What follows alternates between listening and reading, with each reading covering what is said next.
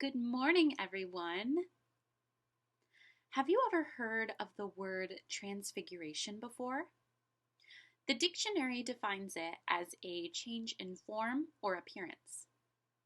In nature, we see changes in forms and appearances.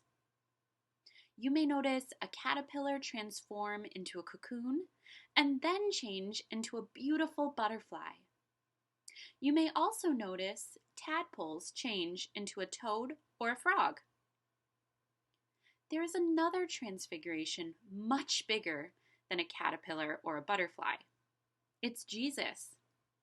In Mark, we read, 6 days later, Jesus took Peter, James, and John with him. They went up a high mountain where they could be alone. There, in front of the disciples, Jesus was completely changed, and his clothes became much whiter than any bleach on earth could make them. Then Moses and Elijah were there talking with Jesus. When his disciples saw this, Peter was the first to respond and say, "Teacher, it is good for us to be here. Let us make 3 shelters, one for you, one for Moses, and one for Elijah." Peter did not know what he was talking about, and the other disciples were frightened.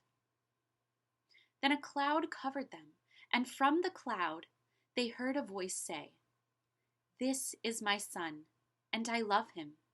Listen to what he says." They heard God's voice.